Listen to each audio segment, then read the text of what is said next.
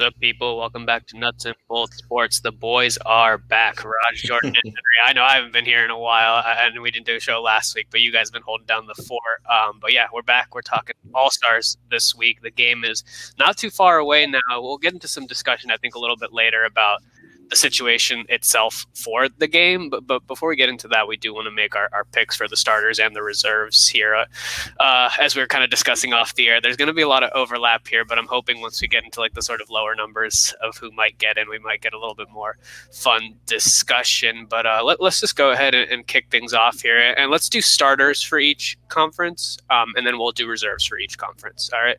So that way we can kind of jump back and forth. So let's go ahead and start with the East here. And Henry, why don't you start us off with who do you have currently for your starters in the East? And this is kind of just, us, I guess, more or less making our picks as to who we feel deserve it, as opposed to, just straight up predictions. And some of that might overlap, some of it might not overlap. But Henry, give us your thoughts here. So just for the starters? Yes, just for starters in the East. All right, for the East, Bradley Beal for sure, Kevin Durant, Joel Embiid, and these last two, it's like... Don't you say Pritchard. Don't you dare do it. I'll give that another year. But let's see. I know those are my top three for sure, but it's just there's some players that are interchangeable. Like I think Kyrie should be a starter, honestly. But then there's also James Harden, and like I know James Harden coming off the bench in an All-Star game is kind of weird to me, especially in the East. So you know what? I would say honestly, I might say Zach Levine as a starter just because he's having a career season and he's been flat out one of the most dominant players in the East. So I'm going to say Zach Levine.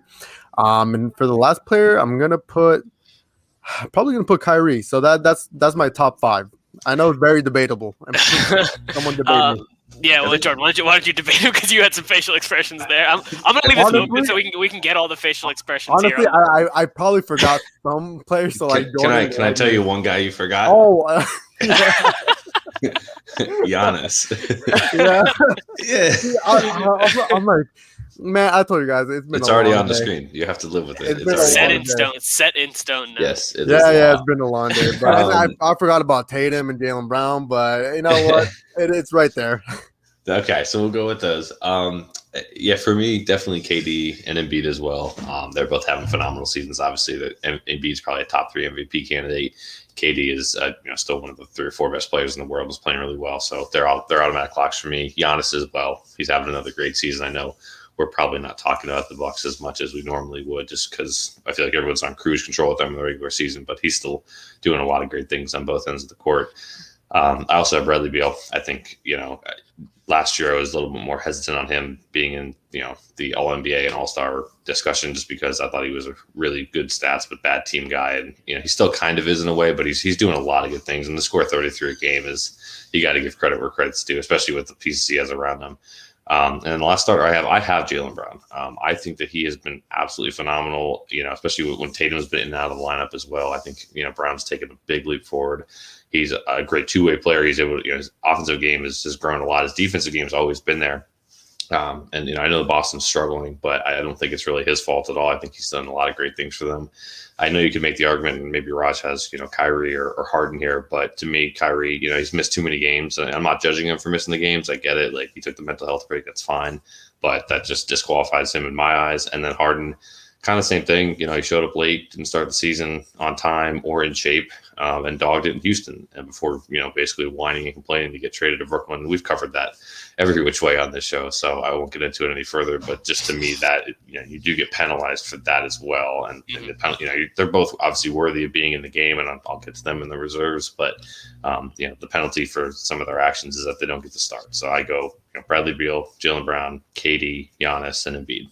Yeah, pretty much the same, but it was Kyrie in that 5th spot. And when it comes down to it, for me personally, this is kind of where the prediction versus deserve it conversation kind of came into play.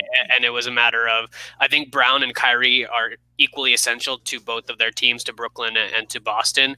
And Kyrie, I guess, is just a tad bit better in terms of overall player. I think he's a little bit more important to that team. I know Brown has a defensive edge to that, but in the All-Star game, you're not really worried too much about the defense. And when it comes down to it, it is, the fan voting does play a significant portion of who gets in that starting lineup. So that's kind of where Kyrie just took the edge for me. It wasn't even like my sort of overt thinking of like, does the fan voting play in here? It was just kind of in the subconscious back of my head of like, I know after doing this for so many years now, I know that the fan voting is going to play. And so Kyrie's kind of my right in there. And the thing with Harden, we'll talk about him in a few minutes. The reason I didn't have him in my starting lineup for the East is just because he hasn't played as many games in the Eastern Conference as some of these other guys, because he was obviously traded over. So we'll get to him in a second. But I think, when you're going to get those starting votes and whatnot, you've kind of got to play all those games with the same team in that conference there to start off. But yeah, so that my 5 is Durant, Giannis, Embiid, and then Irving and Beal.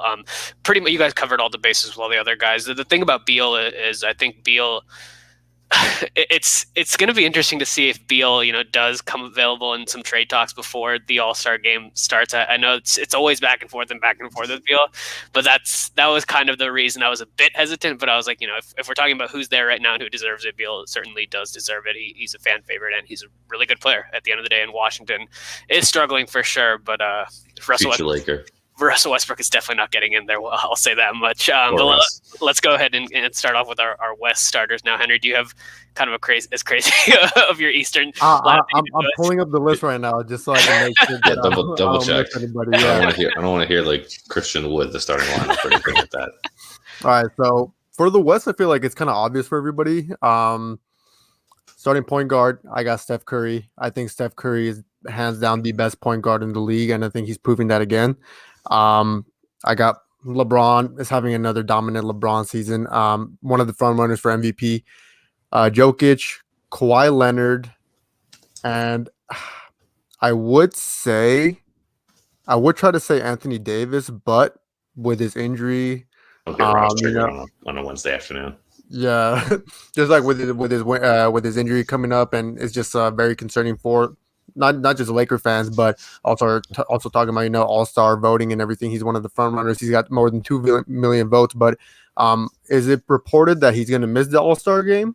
I don't think he's planning. It's not like confirmed, but I believe Woj said that the timeline would put him outside the All-Star window. So I'm assuming he's going to be ruled out. Yeah. Yeah. All right, we're trying not to talk about it over here. Well, if that's the case, then I got PG like in the starting lineup, because PG is having. I think he's having a bounce back season, and I know there's not a lot of.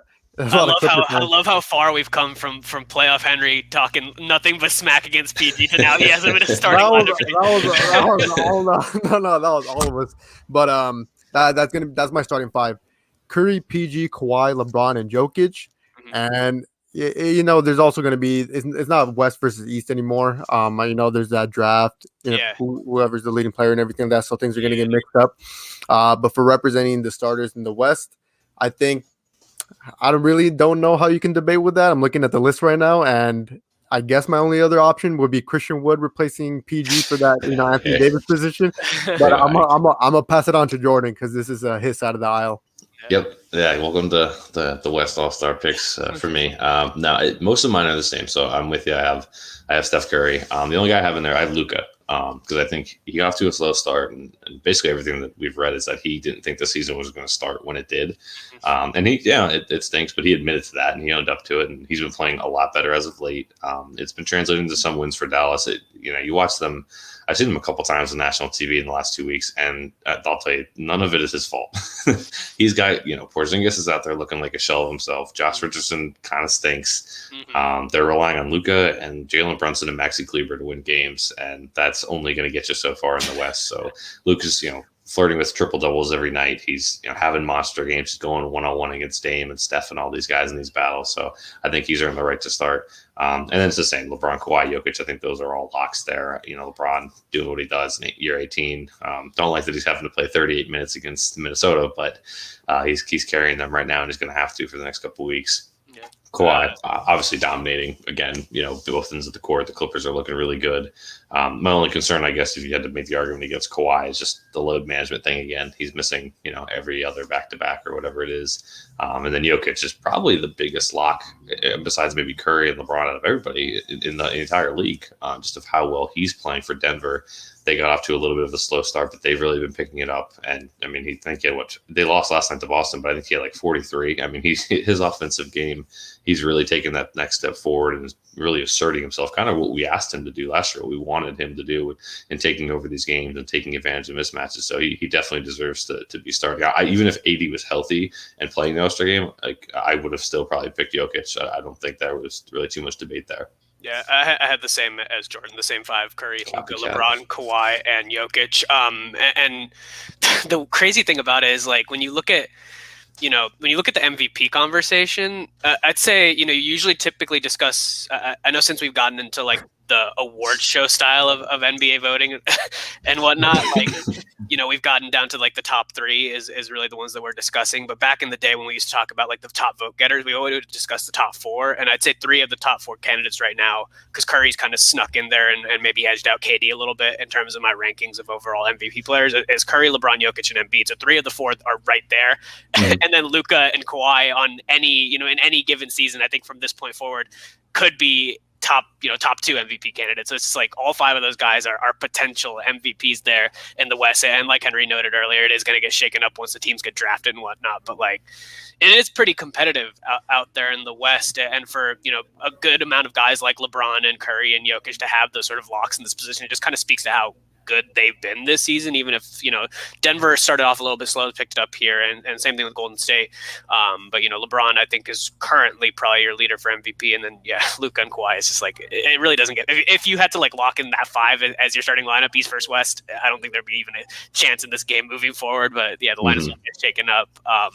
And let's go ahead and move into the reserves now. And this is actually where it got a little bit interesting for me, because I feel like maybe the past 15 years or something, it's been, the West is the tight one. I'm not jotting down 20 names, and I'm like, who's going to get in here? Mm-hmm. The East was actually tougher for me this time in terms of reserves, and there's a lot of depth there in the East. And I wrote down a total of just like everybody that I thought could make it, and then sort of, my top 12 is obviously the one that's going to get in. But I had 18 names in the East and 16 names in the West in terms of who I felt like deserved to be there. Mm-hmm. So the East was actually tougher for me. So I'll go ahead and start us off here. And from my 7 to 12, and we'll get into snubs and whatnot after that. And just to confirm, it's 5 starters, 7 reserves, right? Just so I have 12 total players, so 5 starters, 7 reserves. So I have Tatum, Harden, Middleton. This is where Brown shows up for me. I have Bam in there just because you need another big guy. I don't know. He's obviously deserving as a player, but Miami's obviously been struggling quite a bit. So I was hesitant, but I ended up putting him in there. Julius Randle. And the last spot, actually, I thought Julius Randle was going to get my last spot, but the last spot actually came down to 2 guards for me. And I ended up giving Ben Simmons the edge over, spoiler alert, Zach Levine, just because I feel like Philly deserves 2 guys. Starter, man. How could you do that? I'm sorry. But I just feel like I know Ben Simmons has kind of been, I don't want to say off the radar, but he's not nearly. He's stagnant. He's not playing as well as everybody was expecting him to under Doc Rivers. That being said, if you're going to talk about Philly being the best team in the Eastern Conference, I feel like they have to have two guys there. And I still feel like Ben Simmons is the better player between him and Embiid once he figures it out, whenever that may be. I know Embiid is the MVP candidate right now, but I would still take Ben Simmons any day of the week, if I'm being completely honest. So he ended up getting my final spot. What you got, Jordan? So who was it? So I just want to. I'm typing. Yeah, so I'll read. Tatum, Harden, Middleton, Brown, Bam. Oh, Brown. Okay. Yeah, Brown, Bam, Randall, Simmons. Okay, that's why I missed Jaylen Brown. Yeah, okay, you good?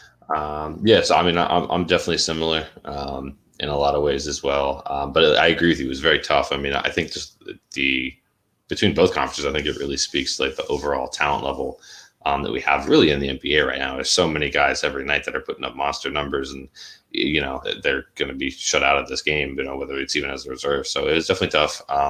I had Harden, for me, because I didn't have Harden or Kyrie in the starting lineup. I had both of them off the bench, Tatum as well. Having, again, the problem is not Tatum and Brown in Boston. It's everybody else around them. So those two guys are, going to be locked in. And I don't know about Brown, but I would imagine Tatum's pretty much penciled in for the next probably decade, as long as he keeps going.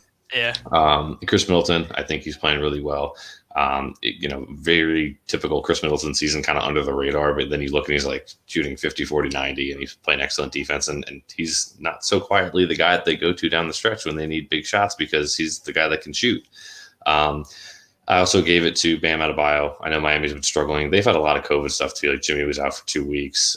Some other guys have missed time. That was a big reason why Jimmy didn't quite make the cut for me, just because he's missed a lot of time.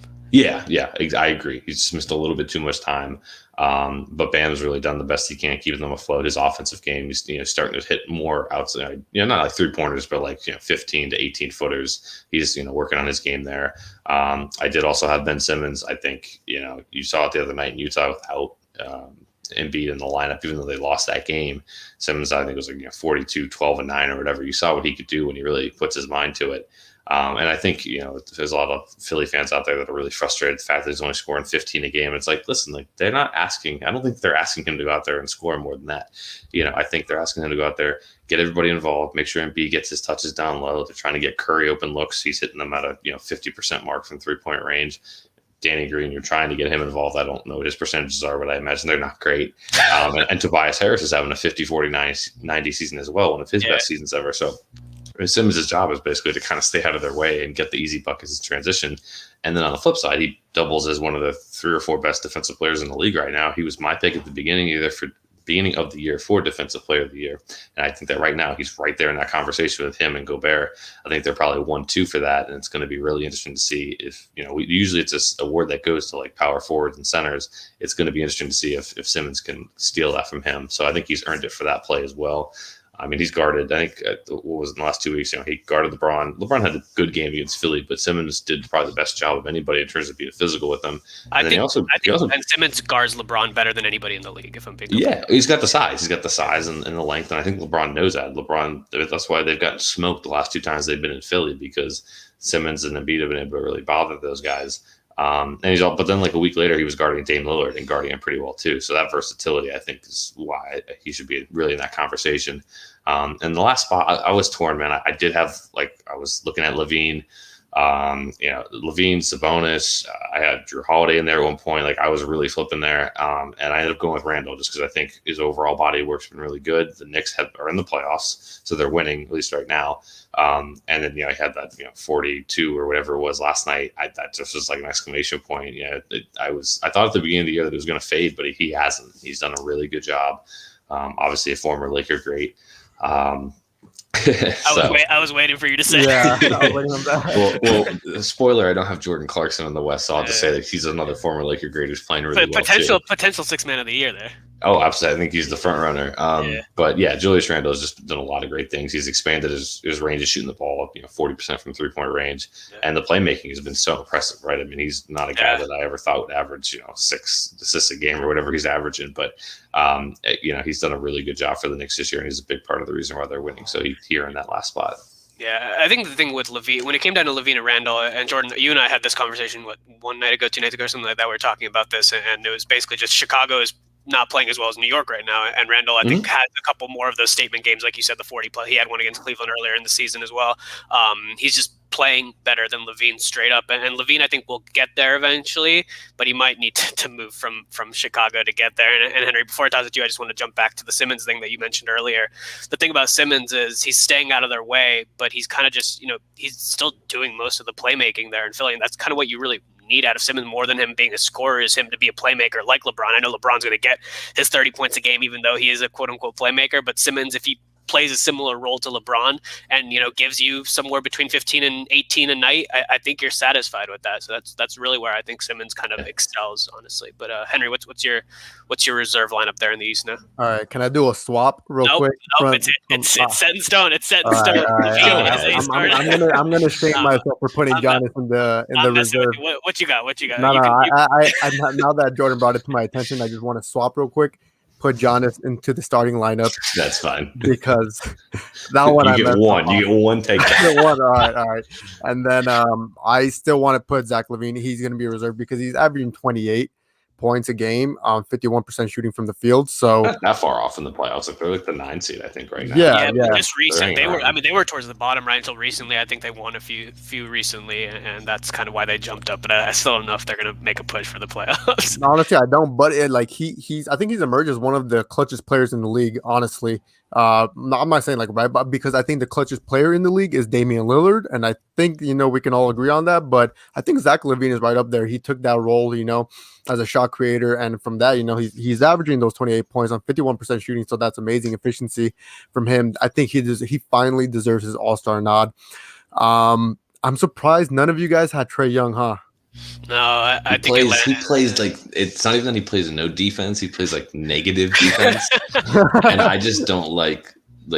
I've watched the Hawks maybe 2 or 3 times this year, and it's kind of like with Harden and Houston, man. I'm sick of it. Like it's nothing personal. Like Trae Young seems like a nice guy. The game that he plays is just it's a Harden-esque where it's like I'm gonna get into the lane. I'm gonna do all those little tricks to draw fouls, and like don't get me wrong, if every guy has LeBron has ways to draw fouls and Kawhi and all these guys, but the guys who go for the tic-tac stuff, that's what's really annoying. Like it slows down the game. I don't need a whistle every 2 minutes just because Trae Young's 6'2" and $185 soaking wet.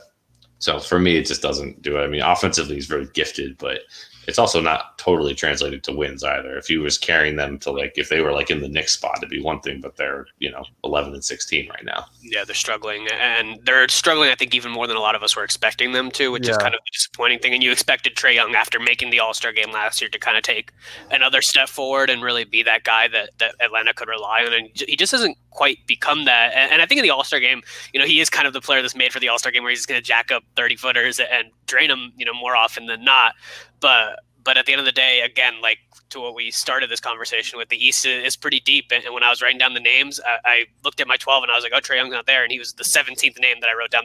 There's still some other guys that I would pick in front of him in the Eastern Conference. So he was still a little bit out for me. I'm sorry if you have him. I feel like you were about to pick him and we just kind of shit on him. No. The fact that you guys didn't pick him made I hope it didn't shame you to take him out. No. Made you already used your switch.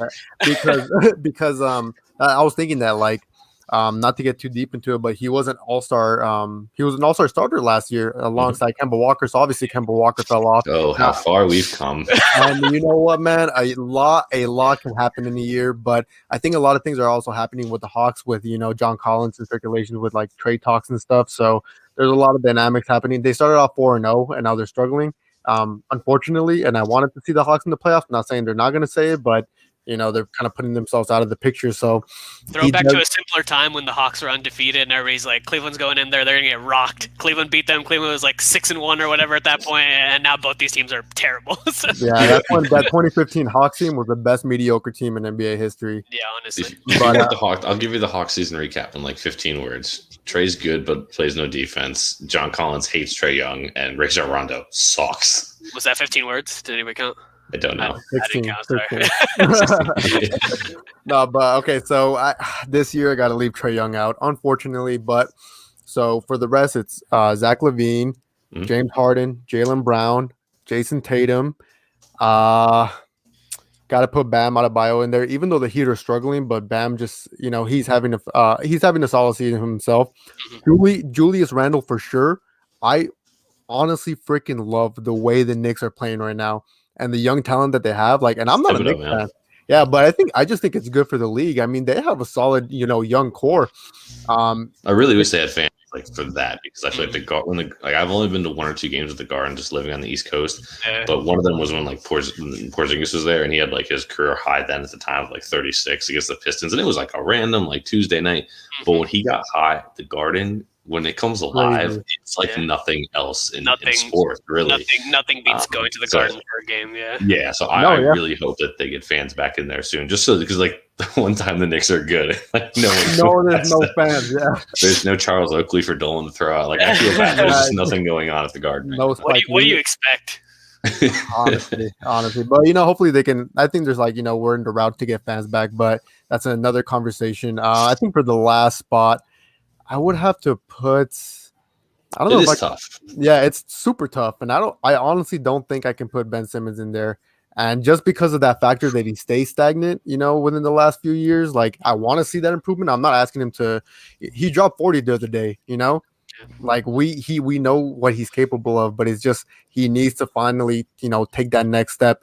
And I just feel like he's kind of staying in the same step. So until he reaches that point in the tight race, I don't see him in this All-Star game. With that being said, I think. And I don't want to put Sabonis just because I don't want to put him.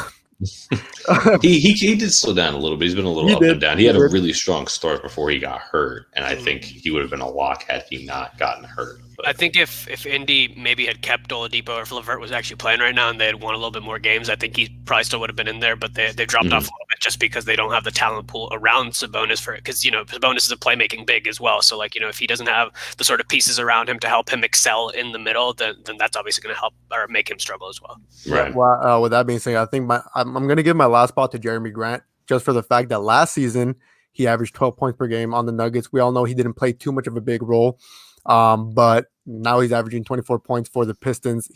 They're going to build around him now. Like Blake Griffin sitting now. I know they're not winning per se, but this is an individual, accolade. So I will give this All-Star nod to Jeremy Grant because I believe he's an emerging star in the East. I've heard Jeremy Grant's name thrown out there a few times, and I think I just didn't even consider him in my list just out of spite because he left Denver on that contract situation, and I was just like, I don't want to give this guy the credit that he might deserve. But Pistons have also been struggling quite a bit. But I certainly understand the pick of Grant. Like this is from my grandfather, who he is not totally wrong because Sabonis is obviously his father was a great player for the Lithuanian national team, so he wanted to get that in there. Okay, he's casting his vote. Yeah, now he's making me feel bad for saying you just got shamed. So good job, Henry. Throwing Henry under the bus. But yeah, let's go ahead and jump into the West now. And yeah, this wasn't nearly as hard as I expected it to be, and I guess we can kind of just make the blanket statement up top that AD is not going to fall into any of our picks because did you? I know he didn't, just because I know he's not going to have enough games and he's going to be out. So I did remove him. The reason I want to throw his name out there though is just sort of in the sort of blanket statement is because I don't think All-Stars plays as big of a role in terms of like the contract considerations of it and whatnot. And he's going to get his contracts no matter what. But the All-NBAs and the All-Stars and all that does play an impact in terms of the contracts that you make later in your career in terms of how much money you get. Do you think that anybody? I don't know exactly what sort of claims AD has in his contract currently that would play to the All-Star thing. I don't know if Jordan, if you know that off the top of your head either, but do you guys think that maybe people throw AD in there just to get him the nod, the All-Star nod, just to get him if there is any contract? Like the coaches put him in and then take him out like a week before. Like they're like Adam Silver has to have his backup ready to go, but like he's picked just because he's AD. I'm trying to see here. I was I'm looking to see. Now it only shows like the. No worries. It only shows like the All NBA stuff, but I could see it. I could definitely see a world where like they, where the coaches pick him just out of respect, and then it's a typical a week before they're like, okay, AD's definitely out. Now we add in player X. I could see that as well, just to give AD like the nod to it. But I'm with you. Like, obviously, as much as I'd like to have AD there, and I think he would have been there as one of my first reserves had he not gotten hurt. He's just if they stick true to this timetable, which it seems like they're going to, he's going to miss the next 2 to 3 weeks of games, and that's just too many at that point. Yeah, that's what I'm thinking too. Henry, you got anything to add there? No, I'm ready to. Let's go ahead and get into it. And so I'll start off here with the West. I've got Mitchell and Gobert, obviously your two Jazz guys. To start off this, a little bit of a spoiler, I got another Jazz guy later on. Damian Lillard, I think knows PG, number 9. This is where, again, like I didn't think I really didn't think this guy was going to get in. And then when AD went out, I was like, we need another guy that can play that front court position. Zion, I don't think he's quite deserving of it yet, but because AD is out of lineup, and I think most of the West guys that I would have snuck in there are actually guards, so they didn't quite get in there. They got in there with my wild card spot. So Zion, my number 10 guy.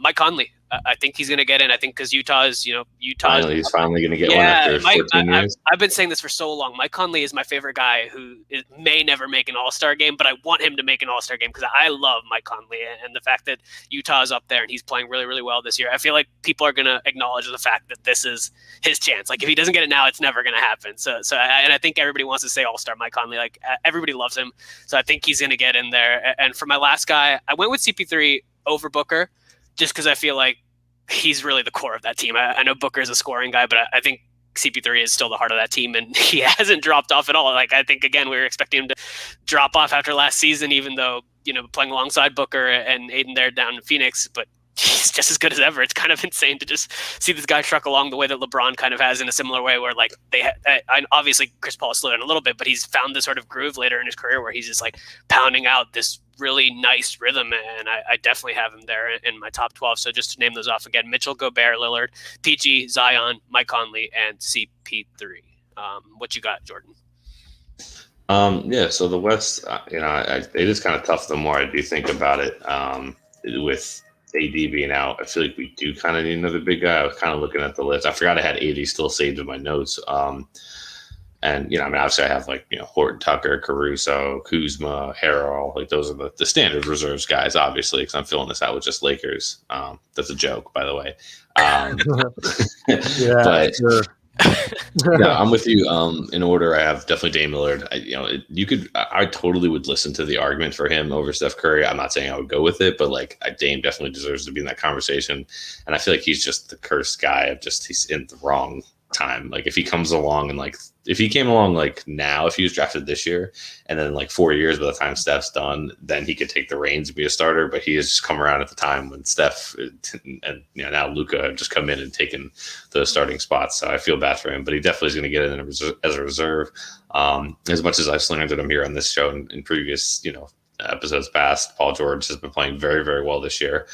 Regular season PG-13, good. We'll see if playoff PG-13 is any better. But as of right now, he's a big part of the reason why the Clippers are one of the 5 best teams in the league, and they're playing really well night to night.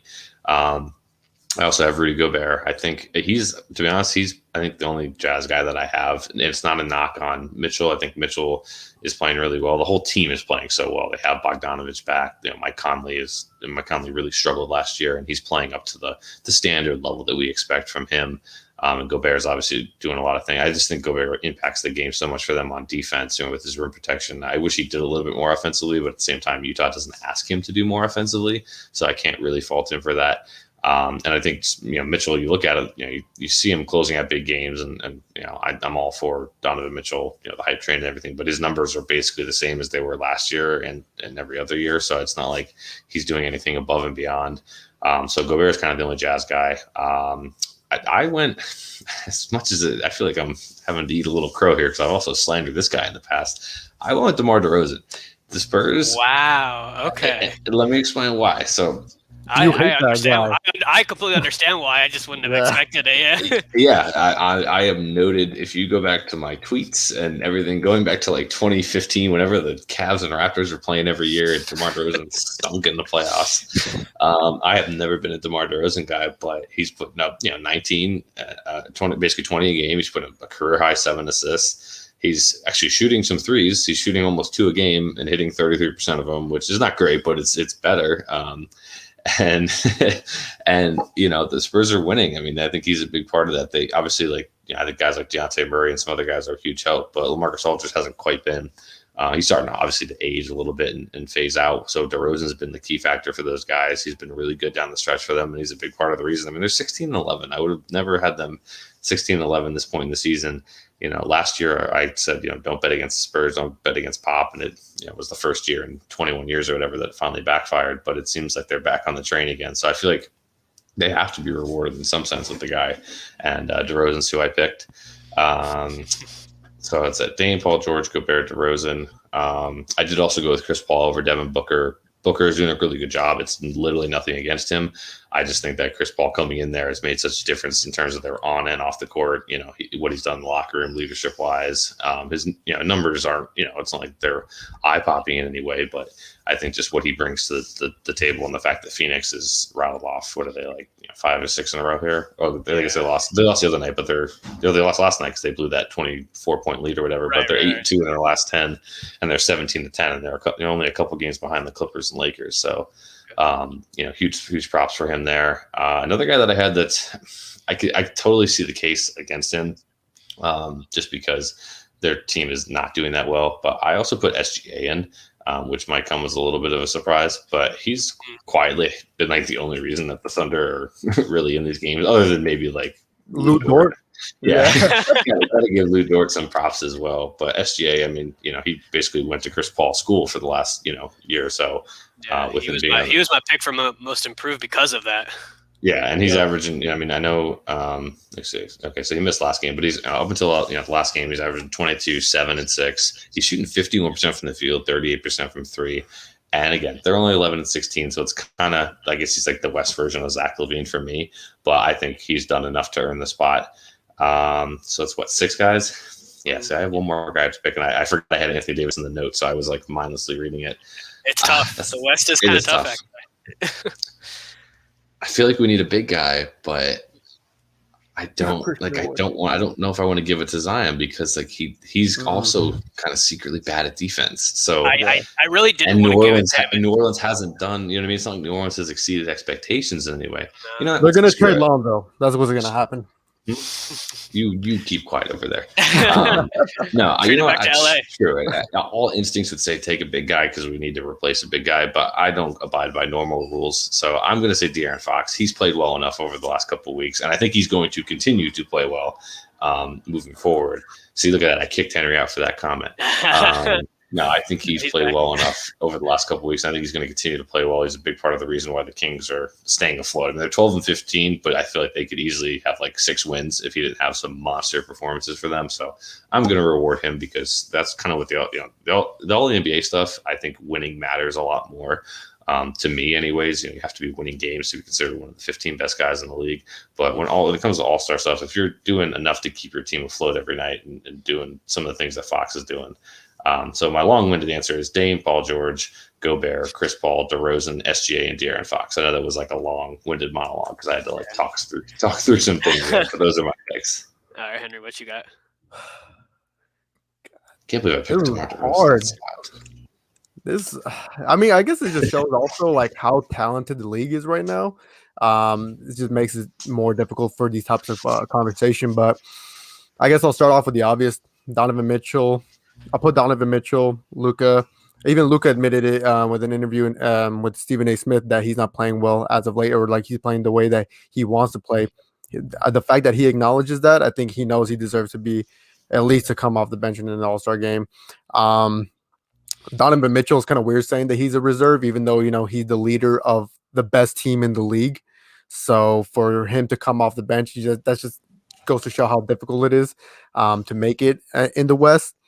And now that Jordan brought up these other players like SGA and De'Aaron Fox and stuff, I'm like, man, he just made it tougher for me it's now. It's like weirdly tough, right? Well, that was the thing. The West was so deep in terms of guards, but like when it came down to replacing AD, that's why I had so much trouble because I was like, it wasn't even so much like replacing after the fact with an injury, but when it comes down to like actually picking the guys, you're not like actually replacing AD, so you do kind of have to have a big guy in there, even though there's a lot more guards that probably deserve to be in there, and that's really the Conley situation when it comes down to it. My West team is playing small ball. We're not doing the traditional. We're going like, 4 guards. how many years could Conley have gotten in there? But there were like 7 guards ahead of them, and even though he was averaging 20 points, I do feel bad.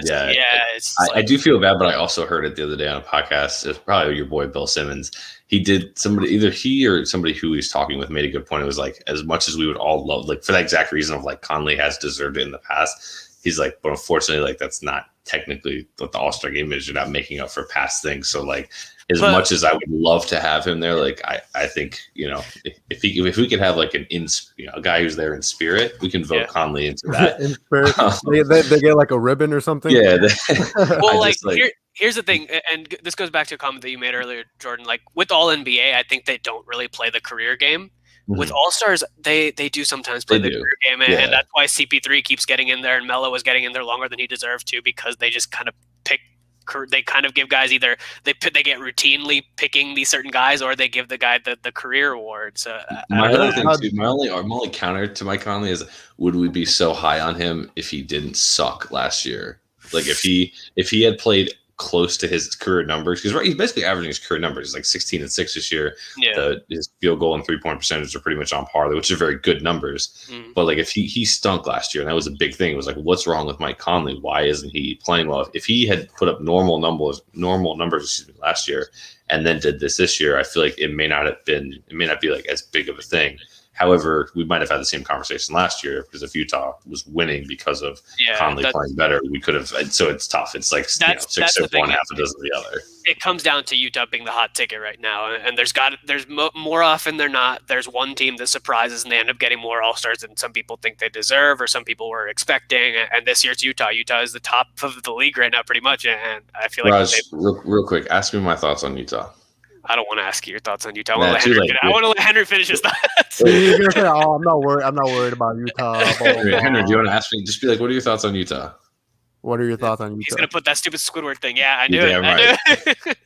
I didn't even know he had that. I like Utah. I like Mitchell and Mike Conley. I'm not really a huge Gobert guy because of kind of what he did last year, but I like Joe Ingles. I love Joe Ingles. Bogdanovich. They have a lot of really nice guys that I like. There are a lot of 2015-16 Hawks vibes on that team, which is cool. Like they may end up getting the 1 or 2 seed, and they may be, especially with AD being out, the Lakers may drop down to like a 3 seed, and everyone's going to be like the Utah Jazz. But like, I forget if it was a sweep or a 4-1, but LeBron steamrolled them in 2016, and Kyrie and Kevin Love obviously too. But it was a sweep. Yeah, so I figured you knew the answer. So I don't want to say I hope I'm wrong, because that would mean that they would beat the Lakers or whoever. But there's too many similar comparisons of them just starting out hot. So we'll talk later in the year. But I apologize, Henry. I have interrupted you. No, please go off on the Jazz spiel. We're giving Henry more time to sit on the fact that he put Zach Levine in his starting lineup for the East. No. Honestly, I was like, I'm gonna let these guys talk, because like now I'm thinking more on like who I can put in the reserves, but. It's tough, man. I mean, like, okay, so just to reiterate real quick, I got Donovan Mitchell, Luka, Damian Lillard. I'm gonna put Christian Wood in there to replace or to fill in one of the big man role, because right now he's averaging 22 and 10. And I'll be 100% honest. The first time that Christian Wood came on my radar was when he was one of the first players last year to get COVID. Like that's how I found out. And like, oh, this is Christian Wood guy, he's a real person.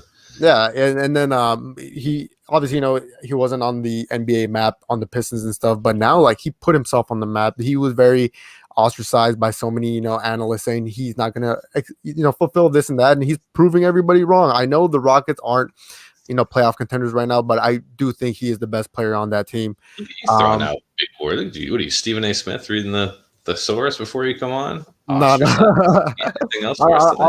I was just getting equipped while you guys were talking. So, but and then I'm gonna have to put Chris Paul in there just because Chris Paul's timeless. I think we're all impressed with what he did with OKC. State Farm commercials too. Yeah, exactly, and that just goes to show his impact on and off the court. And I think he's on it. He's making good money for those commercials. Yeah, but I'm gonna put Chris Paul in there because I don't necessarily think he's the core of the Suns. The core is DeAndre or I'm blanking out right now. It's Booker and Ayton. So that's the core moving forward. Mm-hmm. Chris Paul's not gonna. I don't think he's gonna necessarily retire a Sun. Let's see, what happens in the near future. But obviously, his goal is to win a championship this year. But he's Chris Paul. He's CP3. We all know his game. His game doesn't necessarily rely on him averaging more than 20 points a game. He's always been at that 15 to 18 points per game kind of meter, and that's where his impact comes about. His stats translate to wins. So I'm going to put him there. And for the last guy, I don't want to put Zion. Just because I don't think he's deserving this year yet, which is crazy to say because I think we're all expecting a huge leap, but it just comes to show that right now the Pelicans are having troubles. Lonzo Balls is in trade talks. I know Jordan doesn't want to hear that.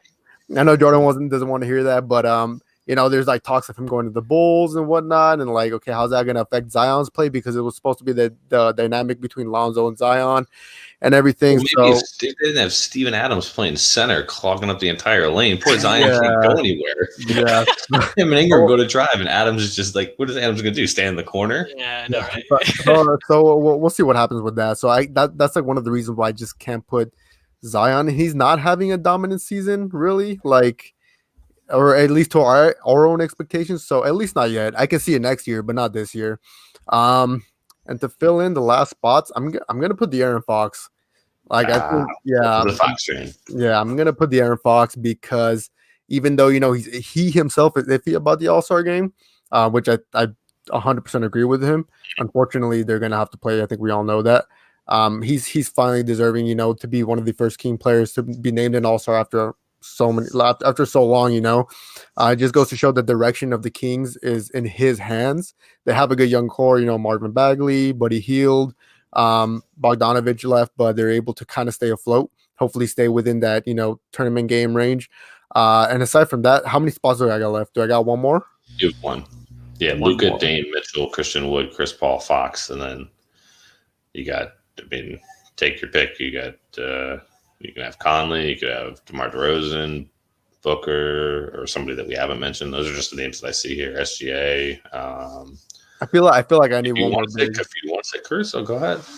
I won't stop. Caruso is 10th in voting in guards, and I'm not gonna advocate for that. Do you see the plays he makes every night? The play, yeah. What is he like? Plus what? His plus minus is like insane. You know what I wish?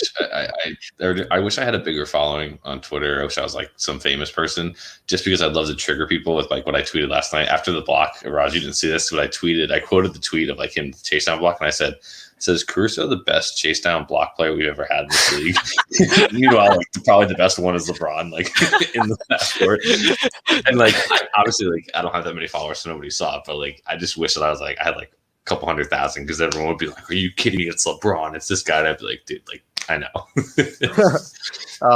Okay, for the last one, I'm gonna put Devin Booker just to fill in the spot, and the reason why I'm putting that is because the Suns have the best record in the league from the time the bubble started. So that's actually pretty crazy to think about. And that 8-0. I know this is last season, but it's also not too long ago, and that play has transitioned well into this season. They were 8-0 in the bubble, still didn't make the playoffs. So I think Devin Booker finally put himself as like, I'm here to stay as not only a competitor, but as an elite individual player. So I'm gonna give him the nod, even though, like, man, the West is so tough. There's no definitive answer. I think we can agree on that. Somebody's gonna get snubbed, and we're gonna be like, even if I didn't have like somebody, I'm gonna be like, oh wow, how did they not get in? Like I wouldn't be surprised if like DeRozan or SGA don't get in, but like if they did, and like somebody like De'Aaron Fox or Mitchell got snubbed, I'd be like, that stinks. There's always like one or two guys every year, so I get it. Can I make one last addition to the All-Star game?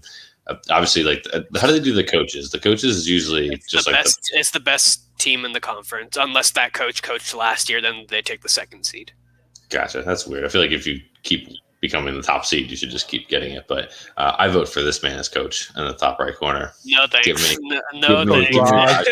me Rajani with the is it a grout fit? Is it a gray on gray? I think. Yeah, I think it is. And then he goes black Nike socks, which I respect. I have black Nike socks. LeBron 7s. Call it the LeBron 7s. Gold and black. I love those shoes. Yeah, but like if you have a grout fit, just like that takes away like. You have lights. I see you have a light in your kitchen, so I would assume you had lights in your room when you got dressed that day. And I might not have if I'm big. I should have worn the same shorts that could have sit next to me, the green and gold and white with blue undershirt. Not to take a turn from our normal show, but like, yes, let's talk about this kid. Blue undershirt, orange jersey, which he knew the jersey was orange. He had to have known. Yeah, and then Green Bay Packer shorts. I don't know what's going on with these two on the right. And then if you look at the coach on the other side, that is a classic middle-aged dad coaching. The long sleeve shirt tucked into the sweats. I can't really tell what kind of shoes those are, but they look pretty basic. I think they're brown. They look my favorite player is number 14. Just give me a dog. Give me.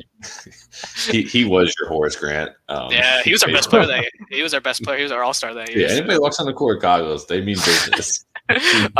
Speaking of snubs, I don't love the word snubs because first off, it's just like a clickbait title thing. So everybody, as soon as the thing comes out, everybody's just like, "Who's your snub? Who's your snub? Who's your forget snub?" all these folks. Yeah, And I just don't love the word snub because it kind of discounts the people that got in there.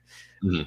And everybody that gets in there, I think, is usually pretty deserving, at least with the All-Star game. But is there anybody, any other names that you kind of wanted to throw out as somebody that you think was in contention? I know we threw out a lot of names already, but one that came to mind for me was Vooch. He's always there. He's good. He's a good player. I just don't think this year he has quite enough to sneak in there. And I feel bad, but my boy Sexton, he started off the year strong and he's still playing well. But Cleveland still sucks. Like Cleveland sucks right now, and I feel like if Cleveland had maintained somewhere between that 6 to 9 range, he would have been in there because he's still playing well. But the rest of the team is just falling off the face of the earth. How do I record video on a Mac? I want you to say that again. I'm not going to say it I again. want to hear Cleveland Sexy. You got to. You could go back to the YouTube clip, get us some views, and then record it from there. Yeah, but those are the two big guys that I feel like we haven't mentioned yet that I wanted to. Yeah. Nobody really. I think we covered all our bases in the West. Really, we did cover like a lot of names. The only other name that I potentially had that I talked with you about the other day was Drew Holiday, just because I think he does a lot defensively that they don't talk about. But I agree with you when you told me that like the Bucks aren't good enough to have 3 guys, so that kind of did it for they're not. It's just they're just not at that point. I feel like Levine, even though we've made the jokes about him, I think might be the odd man out. Like if I had to pick somebody that's going to get snubbed, I think it's going to be Levine. He'd be like the 13th guy or whatever on their list, which stinks because like you think about it, like 28, 5-5 on 50% shooting should be good enough. You'd think that it would be. If you go back even 6 years, it would be good enough. You go back 2 years ago and Bradley Beal was getting in with those numbers. Yeah, exactly. So I think he might get it.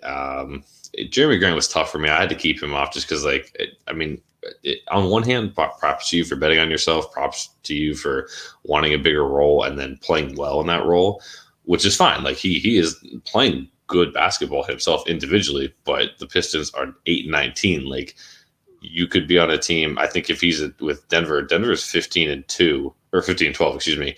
And I think if you have Jeremy Grant, they probably have like maybe it's a 2 to 3 win swing.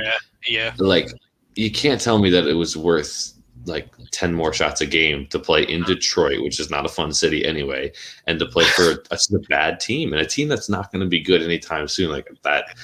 I feel like he almost had to be DQ'd just for that decision. All the reports said that Denver offered him the same money that Detroit offered him. It was literally the shots. It was literally the shots that took him over to Detroit. Do you think he got home from the bubble and he was like talking with his friends? They're like, "Yo, like, what's it like playing with like Jokic and Murray?" He's like, "Man, I'm better than those guys." Like, most of these guys probably must have been. Like, yeah, and it's just like it was just a bad decision. And yeah, it was me and my brother had a lot of these conversations when that signing happened. That whole day we were talking about it. It was just a matter of like, do you want to be a guy who's averaging 15 on a potential 50-win team, or do you want to be a guy who's averaging 25 on a potential 15-win team? Like, what's really the promise there? It doesn't make much sense to me. But every once in a while, we get the case of either a guy who clearly wants the money or the personal, individual, like not accolades, but like just the ability to shoot more.